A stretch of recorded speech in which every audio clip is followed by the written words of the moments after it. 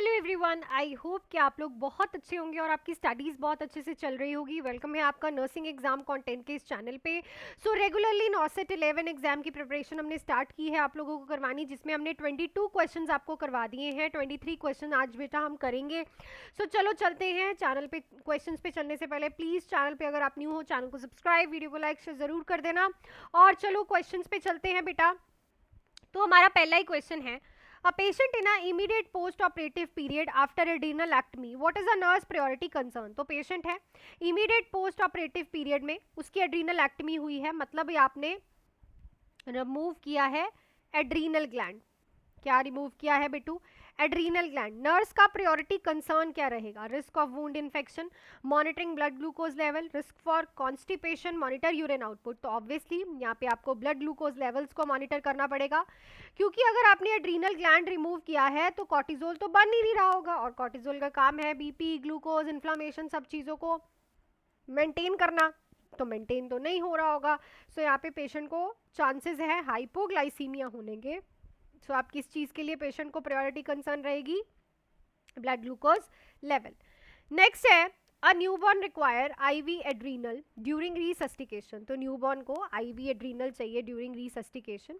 Which of the following represent the correct prepare dose in normal saline? तो अगर आप चार ऑप्शंस है बेटा, तो आपको चाहिए नॉर्मल आईवी लगा रहे हो, न्यूनेटल रिसस्टिकेशन कर रहे हो, न्यूबॉर्न बच्चा है, तो यहाँ पे कितनी डोज चाहिए होगी? 1 mg ऑफ एड्रीनल इन और 10 ml ऑफ नॉर्मल सलाइन। तो ये आपको अलग अलग से याद करनी है, अडल्ट की अलग, न्यूबॉर्न की अलग, तो याद कर लेना अच्छे से, क्योंकि एड्रीनल के डोज से काफ़ी बार एमसीक्यूज आए हैं। ठीक है, चलो नेक्स्ट है, which of the following is a reliable sign that the newborn is receiving adequate breast milk? इनमें से कौन सा रिलायबल साइन है कि न्यूबॉर्न जो है एडुकेट ब्रेस्ट मिल्क रिसीव कर रहा है?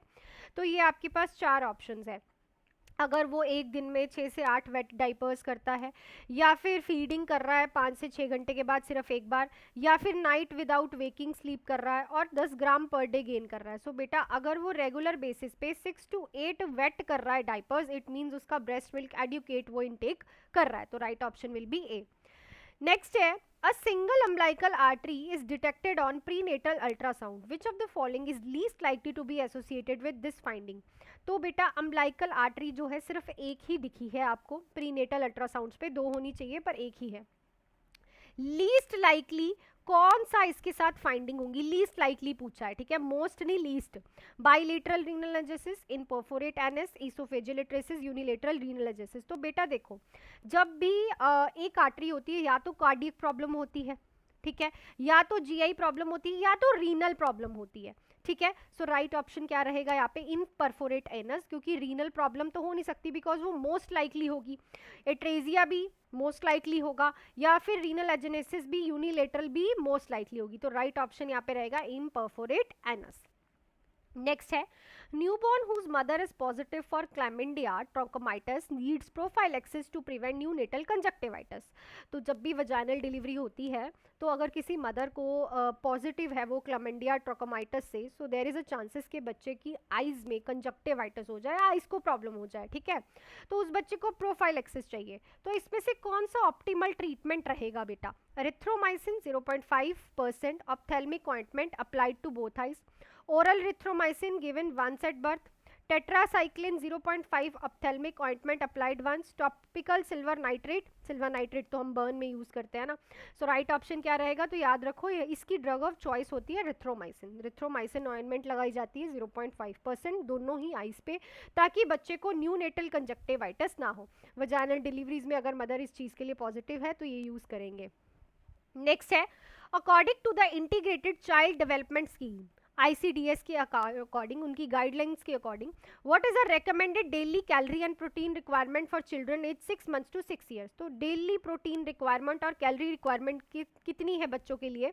अगर वो 6 months से लेके 6 years तक बेटा बच्चा है, ठीक है, तो 500 किलो कैलोरी से या फिर 8 और 10 protein per day gram 400 kilo calories with 6-7 gram protein, 600 kilo calories with 12 to 14 gram, 700 kilo calories with 15 to 18 grams protein. तो हमारा जो 6 मंथ से 6 साल तक का बच्चा है, according to the ICDS guidelines 500 kilo calories उसे चाहिए होती हैं और दिन में 8 से 10 ग्राम उसे प्रोटीन चाहिए होता है, according to the guidelines of ICDS। इसे याद रखना, क्वेश्चन आ सकता है।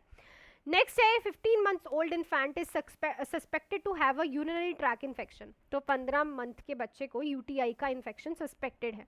Which of the following is most appropriate urine sample for accurate diagnose. कौन सा अप्रोप्रिएट जो है यहाँ पे आप इंटरवेंशन करोगे जिससे बिल्कुल एक्यूरेट यूरिन सैंपल आएगा।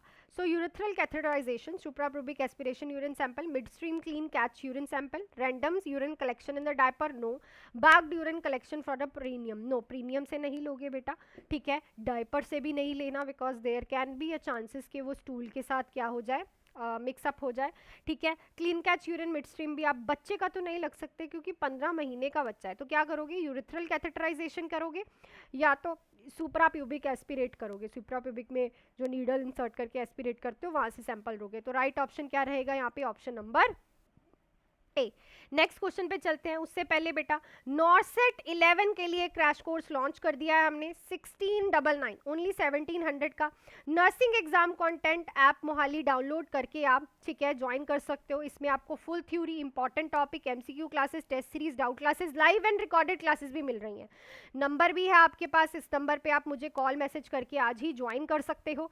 बेटा आप देख सकते हो हमारी सिलेक्शंस, बच्चे की सक्सेस जर्नीज दे सकते हो, ठीक है। और टेस्ट सीरीज भी बाय कर सकते हो। 399 में आपको 20 टेस्ट मिल रहे हैं जो कि प्रॉपरली CBT बेस्ड, और री अटेम्प्ट भी कर सकते हो, ठीक है। रिव्यूज भी चेक कर सकते हो। तो जरूर जुड़िएगा, प्ले स्टोर से ऐप डाउनलोड कर लीजिए नर्सिंग एग्जाम कंटेंट मोहाली और ज्वाइन कर सकते हो। नेक्स्ट क्वेश्चन पे चलते हैं।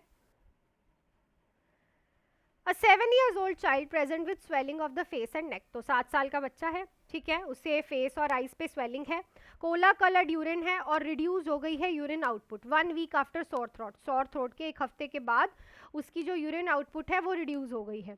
यूरिन एनालिसिस में शो हो रहा है कि उसे माइल्ड प्रोटीनोयूरिया है और रेड ब्लड सेल्स कास्ट आ रहे हैं। मोस्ट लाइकली डायग्नोज क्या रहेगा, poststreptococcal glomerulonephritis, minimal change disease, urinary tract infection जो IgA नेफ्रोपैथी। तो मिनिमल चेंज डिसीज तो मैं आपको करवा चुकी हूँ, तो याद रखो अभी हमने रीनल सिस्टम किया है ना बेटा। ये सारे जो है स्ट्रेप्टोकोकल इन्फेक्शन वाला नेफ्राइटिस, ग्लोमेरुलोनेफ्राइटिस के चांसेस है। क्यों, क्योंकि पेशेंट के यहाँ पे सॉर थ्रॉट हुआ था, इन्होंने लिखा भी हुआ है क्वेश्चन में। तो अगर किसी को पहले स्ट्रेप्टोकोकल इन्फेक्शन हुआ होता है तो देयर इज अ चांसेस कि उसे ग्लोमेरुलोनेफ्राइटिस हो जाए, और ज़्यादातर बच्चों में देखने को मिलता है। नेक्स्ट है child was kept NPO for 6 to 8 hours before undergoing an IV pyelogram. तो IV पाइलोग्राम होना है उसका, ठीक है, और आपने NPO रखा है उसे 6 से 8 घंटे के लिए। उसके सोडियम लेवल्स 150 माइक्रोइक्विवेलेंट, मतलब कि हाइपरनेट्रीमिया हो गया, सोडियम लेवल्स बढ़ गए। He is voiding dilute urine, वो डिल्यूट यूरिन जो है वॉइड कर रहा है, पर उसे तो कंसंट्रेटेड करना चाहिए। मोस्ट लाइकली रीजन क्या होगा, increase extracellular fluid volume, failure of kidney to concentrate urine, increase ADH, या फिर excessive renal tubular reabsorption of water. No बेटा, ये failure of kidney to concentrate urine हो रहा है, बिकॉज यहाँ पे किडनी को तो कंसंट्रेटेड यूरिन देना चाहिए पर वो डिल्यूटेड यूरिन दे रही है। It means kidney is not working properly, so there is a chances कि बच्चे का जो किडनी फेलियर हो रहा है। क्लियर, क्योंकि सोडियम लेवल्स बढ़ रहे हैं, रीअब्जॉर्प्शन नहीं हो रही, फिल्टरेशन नहीं हो रही, कंसंट्रेशन नहीं हो रही यूरिन की। So right option will be option number B. ये क्वेश्चंस मैंने आपको एनाटॉमी में बहुत अच्छे से करवाए हैं। नेक्स्ट है nurse is caring for a child in a immediate post operative period following a tonsillectomy. तो पेशेंट की टॉन्सिलेक्टमी हुई है, रिमूवल ऑफ द टॉन्सिल, आप इमीडिएट पोस्ट ऑपरेटिव केयर कर रहे हो बच्चे की। Which of the following is most important sign to notify early detection of haemorrhage. तो कौन सा साइन यहाँ पे इंपॉर्टेंट रहेगा मॉनिटर करने के लिए, हेमरेज को डिटेक्ट करने के लिए? Frequent swallowing, elevation of blood pressure, sudden onset of hoarseness, increase थॉट इन्फेक्शन और डिस्कम्फर्ट। सो अगर बच्चा बार बार स्वेलिंग कर रहा है, this is a sign of haemorrhage बेटा। क्यों, क्योंकि आप तो उसे कुछ दे नहीं रहे हो, तो वो स्वेलो क्या कर रहा है, तो वो ब्लड को स्वेलो कर रहा है जो कि इंटरनली उसे हो रहा है। सो राइट ऑप्शन हमारे पास क्या रहेगा यहाँ पे, ऑप्शन नंबर ए। नेक्स्ट है A 4 years old child is brought to emergency department after accidental ingestion of kerosene. भाई accidental ingestion कर ली है उसने kerosene की, 4 साल का बच्चा है. What is the appropriate immediate management? Appropriate immediate management क्या रहेगी इन चारों में से? तो इस क्वेश्चन का आंसर आप लोगों को मुझे कमेंट सेक्शन में लिख के बताना है. सो आई थिंक आज के सारे क्वेश्चंस मैंने फुल्ली आपको बहुत अच्छे से एक्सप्लेन करके समझाए हैं बेटा. सो नेक्स्ट क्वेश्चंस हम करने वाले हैं कल. टिल देन आप लोग ज़रूर जुड़िएगा. प्ले स्टोर से nursing exam content app Mohali download करके 1700 में टिल योर एग्जाम ये क्रैश कोर्स आप लोगों का चलेगा with theory, MCQs, test series सब कुछ मिलेगा. और अगर आपको ओनली टेस्ट सीरीज चाहिए तो 399 में 20 टेस्ट आप आज ही बाय कर सकते हो. इन टेस्ट में से क्वेश्चंस आते ही आते हैं. सो मिलती हूँ आपको नेक्स्ट क्लास में. Till then do hard work, make your parents proud and all the best.